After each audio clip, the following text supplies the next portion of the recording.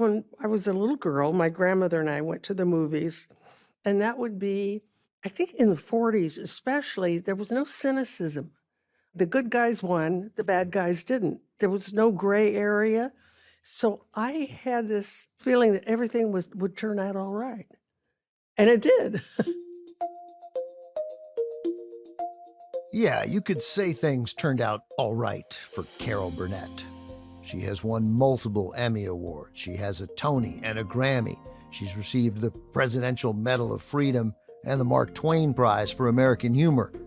That isn't even a full list of her awards. After 65 years in show business, Carol Burnett is a legit American treasure. Carol is also the ideal guest for what we do here on Talking Pictures. We're interested in where movies show up in people's lives. As you'll hear, from her childhood in the 1940s through her groundbreaking career in television, Carol Burnett's life has been shaped over and over again by the movies. Carol's big break came in the 1959 Broadway show Once Upon a Mattress. She soon moved to television and The Gary Moore Show. Then, in 1967, Carol got her own variety show on CBS and became a star. You always spend extra money on beer and on magazines and on newspapers and on extra cups of coffee. But when it comes to spending anything on me, boys, you pinch and strip and say, I got it for my life. There's nothing will come out of this. It is a mill, Mama. A pepper mill. And with a pepper mill, you grind it. You understand? And the pepper comes out. You grind a pepper mill, Mama. Don't you see how that works? The Carol Burnett Show ran for 11 seasons. It won 25 primetime Emmys and cemented Carol's legacy as a comedy trailblazer. My guest today is Carol Burnett. I'm your host, Ben Mankiewicz, and this is Talking Pictures, a podcast about movies, about memories, and all the stuff that happens in between. Turner Classic Movies makes this podcast with the streaming service Max, where you can see some of the movies mentioned in this episode. One of my favorite recurring sketches from the Carol Burnett Show is also the best known, The Family, which stars Carol as Eunice Higgins. Vicki Lawrence plays her mother, Mama, with Harvey Korman as her husband.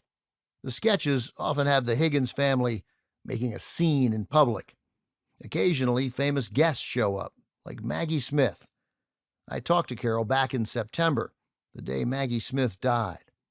In this scene from the Carol Burnett Show, Maggie Smith plays a teacher who calls a meeting with the Higgins family to discuss their poorly behaved son, Bubba. Their poorly behaved son, Bubba. Well, we came here to hear what she has to say, Mama, not what you have to say. Well, I got a right to speak up about my own grandson. Well, then, okay, why don't you take over? Do you hear how she talks to me? Well, guess I'd better go after her. No, perhaps Mrs. Higgins would like to have time to think things over. It might be nice to take advantage of a little breather. So I watched the Maggie Smith, that sketch. She's a school teacher teaching your son, Bubba. Bubba. And you guys come in to see how he's doing, and they've been trying to reach you for like 2 years, and you guys never come in. And it turns out he's doing very poorly. And it is the family, you and Ed, your Eunice, and Ed, Harvey Korman, and your mama, Vicki Lawrence. And you guys behave so abominably, right? And so awful. And it's because all about you and the injustices that you feel. I remember I said, that's not my hair. Right, because the kid had drawn a sketch where he painted his parents, me, and he puts it, and he's a tiny dot, right? And all you care about is that he thinks my hair looks like this. So, and Maggie Smith is the teacher trying desperately to focus. So, Carol, that's like a movie. I mean, it's funny at times, but it's a tragedy. It's about these parents and grandparents who totally ignore their child. What happened was the writers Dick Clare and Jenna McMahon wrote The Family, and originally they had me playing Mama, and having a guest star play Eunice, because thought we would only do it one time. We had no idea. And I read it and I thought, Eunice speaks to me. And so then we said, well, okay, then maybe Eunice we'll speaks to you. She reminded you of your mom. a little Yeah. bit. Yeah. And because Mama had all these dreams, And then we were going to get an older woman to play Mama. And Bob Mackey, our costume designer, said, oh, come on, let Vicky do it. He'll put her in a fat suit, take the eyelashes off, put her in a wig, glasses, and let her do that. She was 24. Crazy. And I'm 16 years older than she is. And she, without any makeup except washing her face, became that woman. And we started to read it and rehearse it. And it reminds me of Arkansas, those accents. So I started talking like that. And when we did the run through for the crew and the writers on Wednesday, Dick and Jenna were furious with me, because they said, we didn't write it that way. We're from Chicago and we hate our mothers. Sure. Right. They're Americans. Of course they hate their mother. And they said, you're going to alienate the entire South. And I said, but it just feels like that we should talk that way. We did. And I said, I want to do more of these, because Right away, you thought. yeah. And there was one time, and I can't remember which one it was, but either Harvey said it or I did. We were in rehearsal with the family, and we said, let's do it straight without the accents and play it like a little one act. There wasn't one laugh because there were no jokes. It was all character driven. And when we played it over the top, it could be funny. And we did about 35 or 6 of those. And in fact, years ago, I got this, Tennessee Williams talked about it. He talked about He the talked family? about about me, and then said that sometimes when he watches the family thing, that it really moved him. Yeah, I was moved. I was unquestionably moved. The guests on the Carol Burnett show were often movie stars, many from the classic film era. Carol grew up watching these actors on the big screen. Truth is, she more than watched them. She learned from them. Her instincts as a performer were shaped in movie theaters. Oh gosh, it's really, when I was a little girl, my grandmother and I went to the movies in all through the 40s and everything, because when I'm watching TCM, I probably saw everything first run, when I was a kid. And so the movies were my escape. What were you escaping from? We were poor. So we saved our pennies and went to the movies. And eventually my mother became an alcoholic. And I was like your father. Yeah, like my dad. My dad was like a drunk Jimmy Stewart, the sweetest person you'd ever want to meet. And my grandmother and I lived with her in one room. And I slept on the couch for 21 years. She slept on the Murphy pull-down bed. So I would go to the movie, and that would be, I think in the 40s especially, there was no cynicism, I don't think. Everything, the good guys won, the bad guys didn't. There was no gray area. So I had this feeling that everything would turn out all right. And it did. Well, I've heard you say that. So I think it's so interesting that the movies would have that kind of power, because the next thing I wanted to move to incorporates that idea that everything turns out okay. Because, of course, everything does not always turn out okay in reality, right? Right. I mean, But I felt it did when I saw the movies. yeah. So it became a part of me. I didn't ever think that I wouldn't be successful in something. So I think that the most important story for people to know about Carol Burnett, to me, because I've now taken in so much of what you've said and what you've said in interviews and your books. So I guess it's 1954, and it's very interesting to me how you got into UCLA, how you got to New York. You've left Los Angeles. You just finished theater arts major at UCLA, and you of some You note. did your homework. And you've done well, and you're at this flop house for aspiring actresses, right? Well, it wasn't a flop house. Yeah, I don't even know what a flop house is, to be honest. No, As soon as that- I said it, I was no, like, I don't know what a flop flop is house like is. Yeah. No, it was the rehearsal club, Right. and it housed young women. It was all very much on the up and up. They had a house mother and everything, and No men, right? Can't come in? no men. Well, in the parlor, Oh, okay, sure. but Can't- only in the can't- parlor. Can't come up the stairs. can't come up the stairs, and they had to leave by 10 o'clock. And you had to be, you could have a part-time job, but you had to be hustling That's right. for auditions. That's right. And so I had a part-time job checking hats at Susan Palmer's tea room, which was a lady that, and of course, not too many women check their hats. But they would check packages and coats and things like that. And so I worked 3 days a week, and with one of the other girls at the club, worked the other 3, and we would switch days so that we would have time to go to auditions or look for agents and stuff. So you're at that, by the way, had you seen Stage Door, the movie? A long time, yeah. So this is basically what this rehearsal club was, It right? is, exactly. Yeah. And your friend Lucille Ball was in Yeah, Stage Door. Lucy and Ginger Rogers. Ginger Rogers, yeah. Catherine Hepburn. Yeah. So, okay, so $18 a week, $18 a week, yeah. room and board. Yeah, so you got fed too. I got fed too, and I could eat at Susan Palmer's restaurant. We only got our tips. We never got a salary.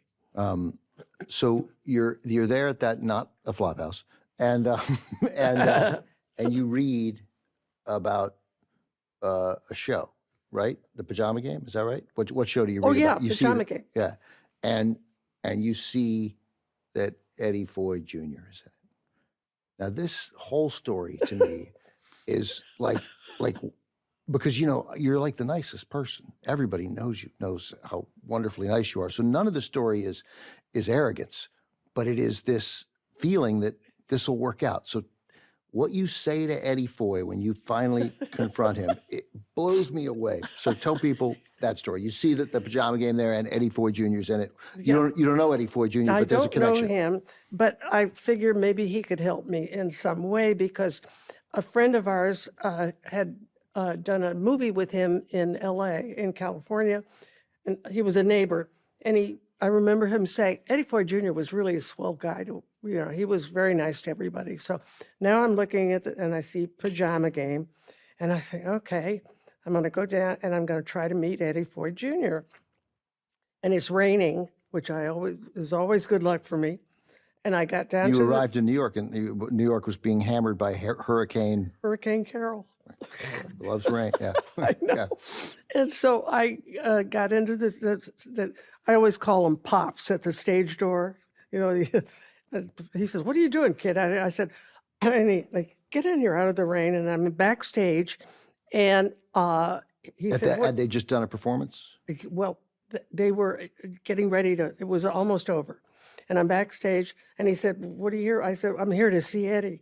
And he said, do you know Eddie? I said, I'm from California. And I was like, okay. So now I hear this clap of thunder, and it was the applause. And I see John Raitt running to his dressing room, and Janice Page, and Carol Haney, and there's Eddie with a towel around his neck. And Pop says, hey, Eddie, this kid wants to see you. And he says, okay, he came over. Yeah, the kid. I said, Mr. Foy, and I told him my name. I said, I know Jack Shea. He was in a movie with you in California, and he said you were really nice. And see, I want to be in show business, and I can't get an agent unless I get a job, and I can't get a job unless I have an agent. And I just don't know what to do. And maybe you think you can. And he said, okay, kid, all right, okay, slow down. What do? You sing? I said, well, I'm loud. And he said, do you dance? And I said, I'm a jitterbug. I can jitterbug, but I was never a trained dancer. I couldn't.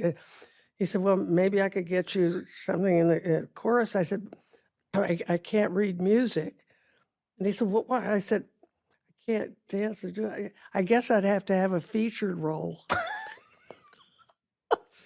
And you weren't, it's not like arrogance. No. Yeah. It was all, but he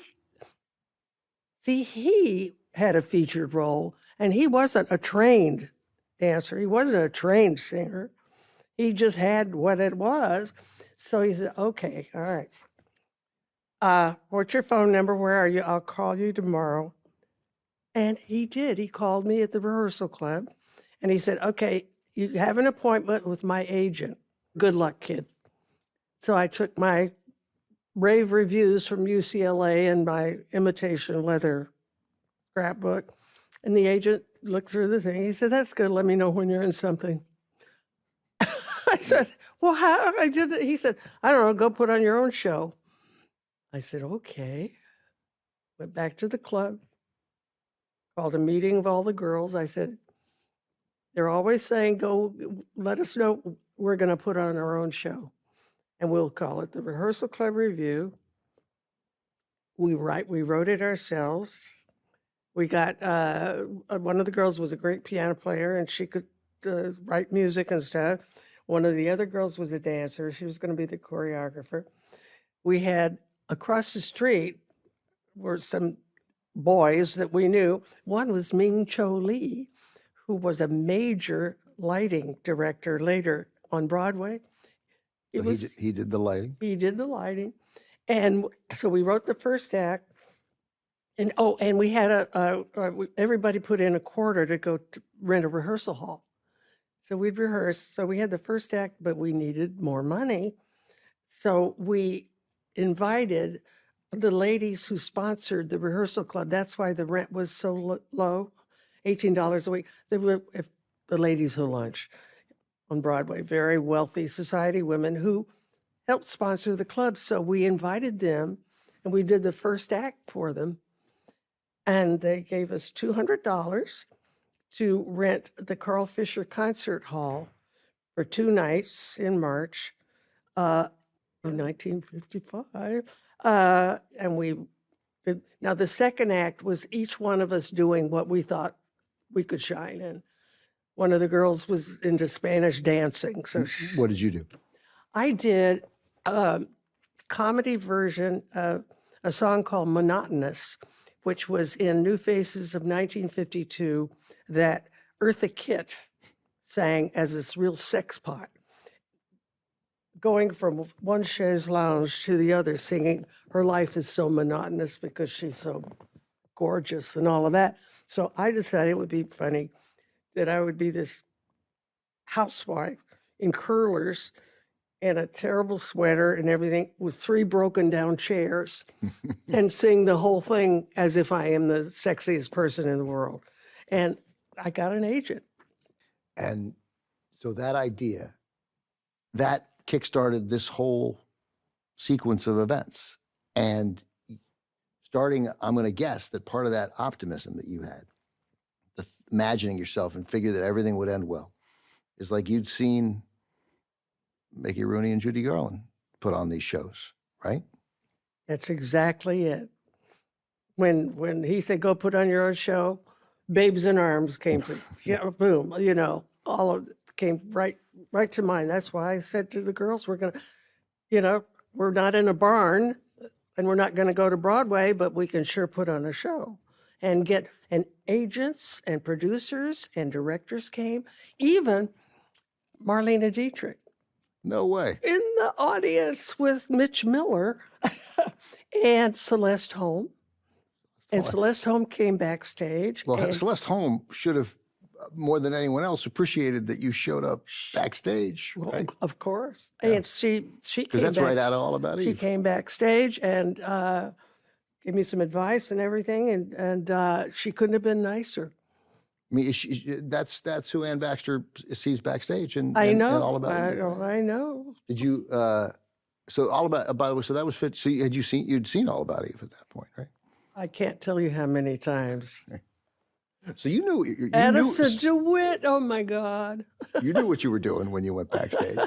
But I'm struck by so many of the successful people who I've talked to and these brilliant artists, and how many of them have Norman Lloyd, who was like the most wonderful guy in the world, and a friend of mine, and Norman just went backstage and kept knocking on backstage doors until he found an actor who would show him the ropes as a kid. Great. Oh my gosh. Yeah. So that optimism, it really I mean, you imagine it, and then it comes to be. Well, And if when I was at UCLA and got the chance to go to New York, and my buddies gave me a party, a bon voyage party, and they said, "What are you going to do, Carol, when you get to New York?" I said, "I'm going to be in a Broadway show directed by George Abbott." We all know now how this story ends. Yeah. Yeah. Yeah. What was the show? Once Upon a Mattress. Yeah. Yeah. Directed by? George Abbott. Yeah, yeah. It's amazing. And if you hadn't had that, if those movies hadn't given you this Pollyannic view of the world, maybe you don't say that to Eddie Foy Jr. I know. Maybe you walk away and be like, oh, I'm not good enough to be in the chorus. Thanks Yeah. anyway. Yeah. Right? Well, originally I wanted to be a journalist. I thought I would be a journalist. And that's why I was going to go to UCLA to major in journalism. And Why'd you want to be a journalist? my mother wrote, and I was editor of my Hollywood High School news and even junior high school paper. You went to Hollywood High School, which Yeah. is right on Hollywood Boulevard. Right. And so I thought, well, okay, I can write. And Your mom wanted to do interviews like this, right? Yeah. Yeah. She interviewed occasionally. She interviewed Rita Hayworth. She interviewed Bob Hope. She interviewed George Montgomery, Cesar Romero. Her opening line for Cesar Romero's her article, and it was, "I come to praise Caesar, not to bury him." It's very clever. Anyway, but then I got to UCLA, and there wasn't a major in journalism. But then I could join the Daily Bruin and take a class in journalism. So I looked in the catalog, and it said theater arts English. I thought, well, I'll take theater arts English, and I can take the playwriting courses, still be on the Daily Bruin. Yeah, and you'll be writing. Yeah, but then every freshman, no matter what part of the theater arts they were in, had to take, as a freshman, an acting course, costume, scenery, building, all of that. So I had to take this acting course. Were you excited by it, or did you dread it? I was scared. Yeah. Even though I used to play with Isla Mae and all of that, I just, and I was a little late getting to the class, a couple of weeks late. So everybody was in there. There were only 14 in the class, and they were doing these heavy dramatic things. And I thought, wow, they're really good. And so I was supposed to do a monologue, and I picked something light to do because I can't. And I did, and they laughed. You remember what you did? No. But you remember the laugh. I remembered the laugh. Then I thought, wow, maybe I want to be in musical comedy. If there had been a major in journalism, I wouldn't be sitting here now talking to you like that. It was a total accident. Life is so interesting. I know, isn't it turned on Yeah. a dime. Yeah. We're going to take a quick break. Coming up, Carol Burnett on how she nearly got talked out of doing her own show. Comedy variety is a man's game. It's Caesar, it's Milton Berle, it's Dean Martin. It's not for you gals.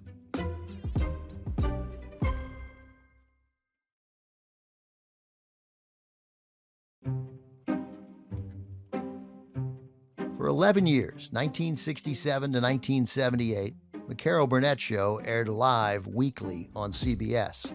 The variety show regularly included sketches devoted to movie parodies. The most famous is a parody of Gone with the Wind. They called it Went with the Wind. Carol plays Starlet O'Hara. Milk be stalled in that Captain Butler's carriage now? Lord, what am I gonna do? Well, I've got an idea. When he comes in, why don't you hide behind the drapes? Sis, help me take these down. Well, what's you doing that for? Never you mind. Now listen, when he gets here, you just keep him busy. You understand? Yes, sir. Because I've got me a dress to make. Yes, sir. What happens next is one of the most famous sight gags in TV history. Carol, as Starlet, appears at the top of the stairs in a dress made from the drapes, but the curtain rod is still attached and suspended across Carol's shoulders.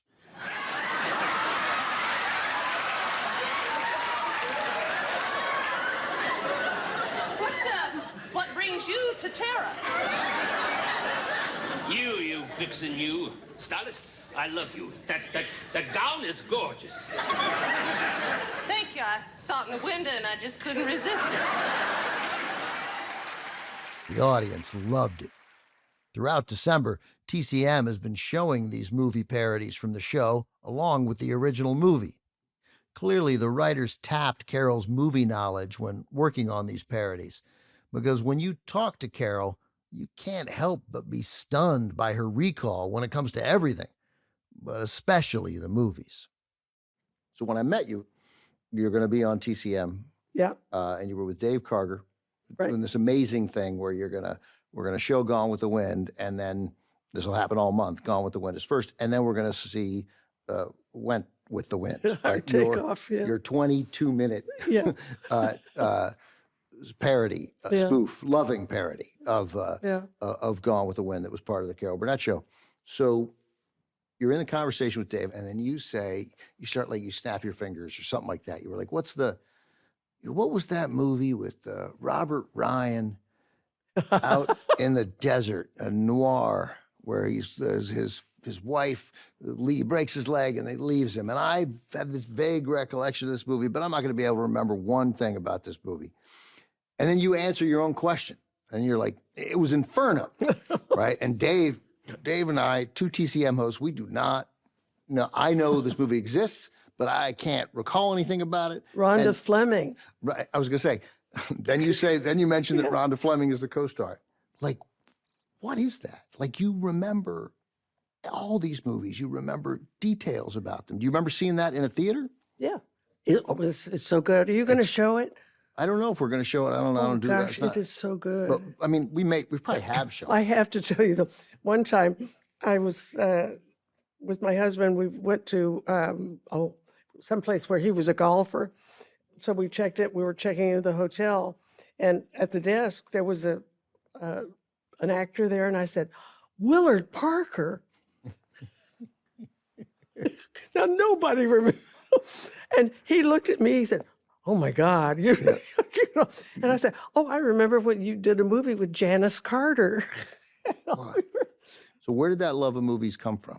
Like, Growing up, that was it. so you lived just A block north of Hollywood Boulevard, on Yucca? Yucca and Wilcox. That's right, like super close to Hollywood and Vine, right? Oh yeah, Yeah. yeah. And my first one of my jobs when I was summer, not at UCLA, I was ushering at the Warner Brothers Theater, and Was that on Hollywood Boulevard too? Hollywood Boulevard, Hollywood and Wilcox. And I saw Strangers on a Train 57 times. I love that movie. And It's one of my 5 favorite Hitchcocks, no question. Oh, hey, well, I got fired because of it. Yeah, that's but that's the great story about your firing is that it's a time that I don't think people could possibly relate to now. It was so stupid. It was The so stupid, movies would yeah. keep running, and people would come in. My grandmother and I did that. Come in the middle of the movie, see it to the end, and then the other feature would go on from the beginning to the end. Then the one that we came in on would start. See it. Oh, this is where we came in, and we'd leave. So because you saw a double feature always with you, because you Yeah. went to the second run theaters. 'cause They were Exactly. cheap. Yeah, and we're you cheaper. You get 2 movies. Yeah. So you're working at what's it called? Warner Brothers. It's just called the Warner Brothers Theater. Right. On Hollywood Boulevard. They're showing Strangers on a Train, which is a story where Farley Robert Granger Walker, yeah. and who's the Robert Walker. So Robert Walker and Farley Granger, they're gonna commit murders for each other. Yeah. So the police won't expect because they meet. They're strangers on a Right. train. So it ends very dramatically. Yeah. Right. But people are, and so there's 5 minutes left in the movie. What happens? Oh, yeah, the couple wants to be seated. I'm in front of aisle 2. And I said, it's going to be over in 5 minutes. It'll ruin it for you. You shouldn't go. And this woman, we want to sit down. You know, and I go, please don't. Get some popcorn. Go to the bathroom. Get a drink of water. It'll be over. And then, Just come back in 5 minutes, Yeah, and then it'll- you'll see this movie start. and they just, and so the manager comes up, Mr. Batten. because he sees you arguing. Oh, yeah. He says, what's going on? Oh, and we had these weird costumes that we had to wear, the balloon pants and epaulets and fez hat. It was awful. What ushers and usherettes had to wear. That was it, a charrette. He said, what's going on here? She won't let us sit down. And I said, Mr. Batten, it's Hitchcock. It's ruined it. So he said, Burnett? And I said, yes. And he did this. He ran his finger across his neck and went and ripped off an epaulette. The running finger off the neck to say, You're fired. You're fired. And ripped off. And that was 65 cents an hour. that has to be the most dramatic firing of an usher or usherette in Well, American history. Yeah. The lovely part is years later, where do you want your star on Hollywood Boulevard? It's in front of that theater. And then just a few years ago, they were kind of gutting the Warner Brothers Theater. It was just redoing something. And my husband went in and said, what are you going to do with the aisle 2 door? The door you guard, sort of her man. Yeah. Or, Well, we're just going to, yeah. it's in my office at home. So, revenge is sweet. So your star on the Walk of Fame is in front of the theater where you got Where I fired. was fired. But I remember he did put me before I got fired in the box office to relieve the girl one day. And I just wanted to have fun with it. And they said, the phone would ring, what's playing? And I said, on Moonlight Bay with Doris Day, Gordon McRae, and Billy Gray. Come see it today. Do a little song. Yeah. I had to make myself have some fun, in the box office. So give me a sense then. You're in the. You moved to LA when you were 7. Is that right? From Texas. Mhm, from Born in Texas. Texas. Yeah, But you don't live with your mom, even though she's already out there. right. She lived down the hall, Right. and we then got the one room right off the lobby. Yeah. You and your grandmother Yeah. down the hall from your mother. Is Yeah. that because your mother wasn't fit to take care of you? She actually didn't want us to come out because she didn't have much money. Yeah. None of us did. She said, I can't take care of you, or anyway. So it was whatever we could. So you'd go see these movies when there was enough money because it was cheap to go see a Well, movie. for me, a dime. And then they raised it to 11 cents at one point. They raised it to 11 cents? Yeah, That's just annoying. They put a penny on. I don't know. That's annoying, yeah. And you would, with your grandmother, every showing's a double feature, right? Pretty much, yeah. Yeah. When the war happened, we went to the Vogue Theater on Hollywood Boulevard. I don't know why Nanny went, because it was Citizen Kane. Now, I'm 8 years old. And all she wanted to do was see Randolph Scott or Gary Cooper or somebody. She didn't know when we went in. So she was bored. She said, what? And of course I'm 8. I don't get any of it, And so she's just, well, we're going to watch it and watch to the end and everything. And it was over. And she said, was he in love with that sled or what? So now we walk out onto, and it's dark. Mm. There was a blackout. What happens during the war, they blacked out. And the air raid warden came up to us, this old lady and her granddaughter. He said, you can't be out on the street like this. Well, we want to walk home. No. Go back in the theater. We had to watch Citizen Kane all over again. It's torture for an 8-year-old. I've seen since it, and of course, I mean, come on. You've seen it since? Oh, yeah. Yeah. Can't believe he was what, sort of 24? He was 24? 24 years old or so. That's unbelievable. Yeah. A good screenplay in that movie, too. Yeah, I know.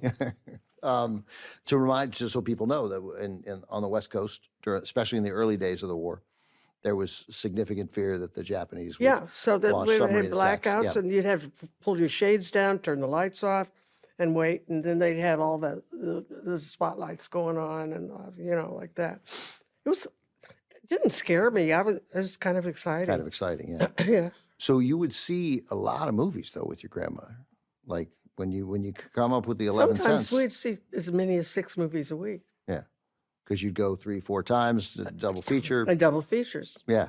Yeah. And these movies clearly, I mean, you're remembering details of all these movies, and you can go deep into the cast lists. These movies obviously made a significant impression on you. They did. Yeah. They did. And then, so doing the spoofs, that's what you wanted to do. That's right. That's right. But also getting the show, getting the Carol Burnett show, which 270 plus episodes, 11 seasons, that's kind of an accident too. You didn't really ask for this. Yeah. Well, I had a contract with CBS. I had a good agent who said that I signed a 10-year contract after I was A 10-year contract. yeah, after I left the Gary Moore show. And so said that I would do a guest shot on 2 of their sitcoms and an hour-long special Every year. each year. That was it. But within the first 5 years, if I, Carol, wanted to push the button and do an hour-long comedy variety show, CBS would have to put it on whether they wanted to or not. So I just said, it's the last week, and it was Christmas, New Year's. And so we decided, well, let's push the button. So we called New York, and I talked to one of the vice presidents and said, hey, well, Merry Christmas, haven't I? I said, I'm calling Mike because I want to push the button. And he said, what button? It was 5 years. They didn't remember. And I said, where I get to do a comedy variety, I'll call you back. So I've said this before. I'm sure they got a lot of lawyers out of Christmas parties that night. Right. How do we get out of this? He Right. called back the next day. He said, yeah, Carol, I know. But, comedy variety is a man's game. It's Caesar, it's Milton Berle, it's Jackie Gleason, now it's Dean Martin. It's not for you gals. Not for you gals. Not for you gals. We have this sitcom we'd love you to do called Here's Agnes. Must have I can just picture you it. must have gotten very excited when you. Oh, yeah. Yeah. I said, I don't want to be Agnes every week. I want to be different characters. I want to have music. I want to have a rep company. I want to have guest stars. I want to have dancers. I want an orchestra. I want the whole 9 yards. And they had to put us on. And they did. Yeah. Were you a hit right away? We did okay. They put us on opposite I Spy and Big Valley, which were both Real shows. 2 big Yeah, shows. yeah. But we got some pretty good ratings.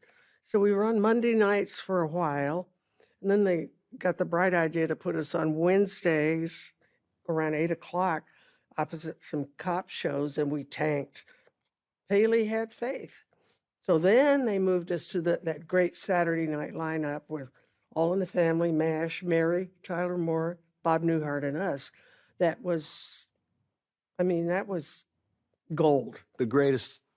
One of the greatest. Greatest primetime lineup in network history. Yeah, I think That was so. only one season, 1973, 74. That was But it. boy, it was something. Well, you guys stayed there a long time, but Yeah, we moved. did. They Yeah. moved MASH to anchor Yeah. another night. Yeah, But that's an amazing lineup. it was. Yeah. It was. And the movie parodies, the movie sketches, that's just, and there was never, I asked you this when we met, like, I would imagine that in let's say 1973, I would imagine that but you've already answered this because I know there was no pressure from the network. Because if there had been, somebody would have said, great that you're doing the Doily sisters, but nobody knows what the Dolly sisters are. Do the Godfather.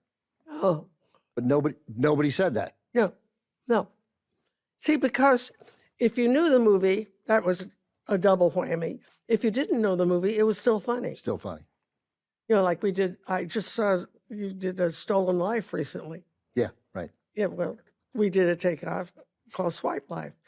So, 'Cause people don't know that movie. No. I mean, not widely. Right? no, but the point is, if they do know it, it's twice as funny. After 65 years in the business, Carol Burnett is still acting, still doing comedy. Most recently, she was in the Apple TV Plus series Palm Royale. Set in 1969 at an exclusive country club in Florida, the show follows Maxine Delacourt Simmons, played by Kristen Wiig, as she desperately tries to be accepted into Palm Beach high society. Carol plays her aunt, Norma Delacourt. What if I am? Would be if I could not smother you with this pillow. I dare you to try it. You don't have it in you. You don't have the guts, the pizzazz, that do-or-die sparkle. But I could have it in me. Die! Why won't you just freaking die, Norma? See? You don't have it in you. You were, you were very patched into modern culture. Like you're not, you don't think everything new is dumb. No. Right. My mom thought everything new was dumb. My dad was open to stuff, and it was much better. Must be very nice then to be included with all these incredibly gifted people like Kristen Wiig and Allison Janney and doing. Well, when they Pomeroy. called me about doing it, this is a couple of years ago, I said, well, who's in it? And the minute they said Kristen Wiig, Allison Janney, Laura Dern, on, Julia Duffy, I said, I don't care what you want me to do. I'm in it.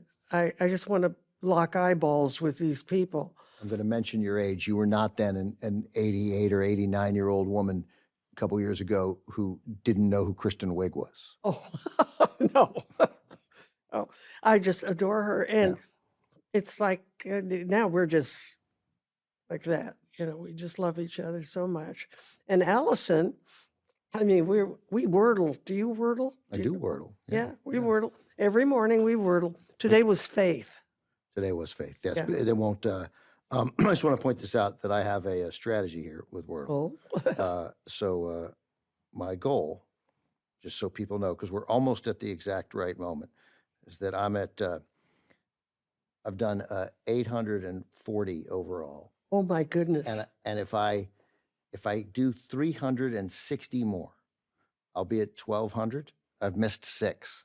Oh my gosh. And that's 1,194 out of 1,200, which is 99.5%, which means they will round this up to 100, and then I can retire. then I can wrap it up. But there's huge pressure because it's an entire year. Well, that I we to have get. gotten it. I have to say this. We have gotten it in 7 times. Oh my goodness, I've none. It's a total. I've never gotten it in one. It's just. I mean, it's. What does that feel like? I don't even care about anything else in your You career. just- All I care about is getting Wordle in one. We got it once. We were. Brian and I were talking about my mother who got a parakeet for my kid's sister, and my kid's sister said, "I want to name it Tweety," and my mother said, "Oh, for God's sakes! Every bird in the world is named Tweety. Don't you want to be original? Don't you want to call him Stash?" So we put in Stash, and that was it. That's incredible. That's incredible. That's the only thing. That's the thing I am most envious of you. Right. We're taking another quick break. When we return, we'll have the Super 8, where Carol Burnett reveals the movie star her grandmother was obsessed with.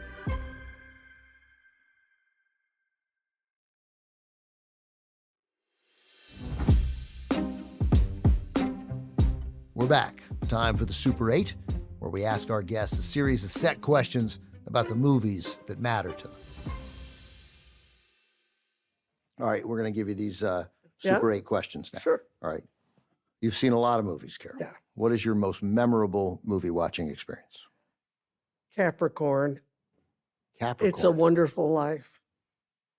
Oh, at the Capricorn Theater? Yeah, no, they used to say Frank Capra, Oh, Capricorn. and they would say Capricorn, and it I'm always not- upset me because it's like corny, But oh no, It's a Wonderful Life, and of course Jimmy Stewart was my favorite actor. I just want to point out, because I'm a TCM host, I can't seem like I don't know what Capricorn is. I literally thought you were going to say Capricorn 1 The movie. Oh no. with James Brolin, Right. Sam Waterston, and O.J. Simpson. Oh, my And I God. was like, this is amazing. That Carol's most memorable is Capricorn 1. It's an O.J. Simpson film. That's incredible. That's like Yeah, Inferno. that's a surprise. Yeah. So that's right. It's Inferno, I would take. Okay. So yeah, Capricorn, and it's derisive. Capricorn. Yeah, it is. And it was Jimmy's favorite movie that he did, and it was Frank Capra's favorite movie. Do you know, it took me a bit to embrace It's a Wonderful Life. And I just mean, like, when I saw it when I was younger, Yeah. I guess I may have felt that I don't know, whatever that thing is, Yeah. of that sense of it being corny. Because now I just mostly weep. When the scene in the bar when he's praying before he goes to jump into the river, it was just breaks your heart. He was so brilliant. So before we move on to question 2, your final Carol Burnett show in 1978, Jimmy was on. a total surprise to you. Yeah, totally. You don't know what this means to me tonight. This man has been my favorite actor for so many years. I have talked about him. I have worshipped him. I can't believe that you... Yeah, and you can see it in your reaction. Yeah, yeah. Audiences know when something's authentic. I don't know what it is, but we just know, or Yeah. at least many of us know. And there was a authenticity to that moment of you with Jimmy Stewart. Clearly, you were just totally moved. Yeah. You try to be composed in this emotional moment for you, and he's there. What did he sing? Ragtime Cowboy Joe. And he's playing the piano. Yeah. Yeah, so great. And you were friends. Yes. Yeah. So you also know it's authentic at the beginning of the show when you're taking the questions from the audience. You can right away, like I was watching it with my wife and she asked, do you think that there was one that I saw where it was a woman who went to high school with you. And she says, I'm just sure if you remember, she said, and she was asking about a couple things you might remember. And then she goes, and I went to high school with me and so did my brother. And you were like, yeah, and there's a way, and you go, June and Hal or something like that. And it was right. Like, and she was like, it must be a plant. There were no plants. No. If you didn't know who they were, you would have said, Yeah. oh, I'm so sorry. I don't. Yeah. Where did that come from? Just doing that to start the show? Actually, the executive producer, Bob Banner, when we were getting ready to do it, he said, Carol, let's not have a comic come out and warm up the audience. Why don't you come out and do it? Because the audience would get to know you as Carol before you jump into those sketches being, blacking out your teeth and wearing a fright wig. Where and- you're sometimes unrecognizable. even. Totally. Yeah. So I balked at first. I said, I don't know. I don't know if I can come up with a snappy answer. What if nobody wants to ask a question? And he said, well, we could put some plants in the audience. And I said, no, because then it wouldn't look, if I have egg on my face, it's honest. If I can't answer it, it's honest. And I said, let's just do it like 4 weeks in a row. And if it doesn't catch on, if I'm not happy with it, we'll bail on the idea. So after the first couple of weeks, people who had seen the show, they came prepared to ask questions and so forth. And I started to enjoy it. So it was all ad lib and everything. And some of the times we did, there was a lady once who looked like B. Arthur in Maude. Sure, of course. And then there's Maud. And she, Compromising right. and enterprising, that can't, enterprising, That's- anything but tranquilizing, right on Maud. Go ahead. And she stood up in the audience. She said, I want to sing. And I said, okay, come on up. So she comes up and I said, what's your name? And I remember she said, Terry McCann. I said, okay, Terry. The band was over there. I said, what do you want to sing? And without missing a beat, she looks at the band and she goes, you made me love you in the key of G. What's your name? Terry McCann. Terry, what do you want to sing? You made me love you in the key of G. And she starts to wail and sing, and she was really pretty good. Now, I know the song, so I came in and I started singing with her. And the audience is clapping, and you made me love, and we were really doing it very well together until finally we come to the end. And I had a different way to write it out from what hers was. So, and we go, you made me love you. And ooh, and she went a different way and it kind of petered out. And she looked at me and she said, you screwed it up. Made me love you. You screwed it up. I'm sorry. Well, that was gold. That's gold. That's on gold. YouTube. Right. I got to look that up. That's on YouTube, yeah. That's so great. That's so great. So you can't write that stuff. Terry McGann. Terry McCann. And I heard a few years ago she died at age 100, and they showed this clip at her memorial. That's nice. Isn't that sweet? That's very sweet. All right, question Okay. two. What movie did you love there at Hollywood High School? Anything with Mickey and Judy, the MGM musicals. Yeah, like Babes in Arms. Yeah, all of them. All of them. Yeah, they were similar. All those. All movies. of them. Yeah. What movie would you show? I know you've been married for some time. What movie would you show to a date or someone you were interested in? It's a toss-up between Singing in the Rain and All About Eve. Okay, those are good. Those are good. Does your husband like both those movies? Uh-huh. Okay, here you're a thief. You're a criminal. All right. There's a vast warehouse. All the movie props in the world are stored. You can steal one thing. Rosebud. You take the sled? Yeah, that's a totally good call. You're the first person to say the sled. That's good. Either that or the ruby slippers. I mean, it's Something big. Something really Yeah. obvious. What was your, did your mom have a favorite movie? She loved anything with Marlon Brando. All right. I remember when I kind of got a little famous a little bit, and I went to visit, and she said, if you ever meet Brando, give him my number. Did your But mom? she loved From Here to Eternity. That was a movie she loved. Did your mom live long enough to see the Carol Burnett show, or did she die before that? She died before that. What about your grandma? Nanny, no, she died too before that. But they did see me on she saw me on the Gary Moore show. And Mama saw me on Ed Sullivan. And when I did the John Foster Dulles number and those things, yeah. So you saw, they Yeah. both saw you have some success. She saw that I was starting to do well, yeah. Did your father have a favorite movie? You know, I don't know. So I don't know. let's switch that question out for what was your grandmother's favorite movie? Anything with Randolph Scott. Anything that wasn't Citizen Kane. That wasn't Citizen Kane. Yeah. She loved Randolph Scott. It's very good. He's very handsome. She was very funny. Because the Murphy bed in our room never went back up in the wall. She just kept it down all the time. And so when we would be going to bed, I'd be on the couch. She'd look under the bed. And I said, Nanny, what are you looking for? She said, Randolph Scott. He would have been her sixth husband if she'd had anything to say about it. Number 6. What movie makes you cry without fail? Well, I think Terms of Endearment. Oh, look at you, not going. That more last yeah. few scenes, with No, you can't not cry in Terms of Endearment. no. Yeah. What movie makes you laugh without fail? Oh, Some Like It Hot. Oh, really? Yeah. Okay. Yeah. I feel like it's too much of one joke. Maybe now. I'm thinking of when I first saw it. I mean, it's number Yeah. one on a lot of lists of Yeah, greatest comedies. yeah. Nothing wrong with it. I'm just, Yeah. I always feel like I got it. They're in dresses, you know.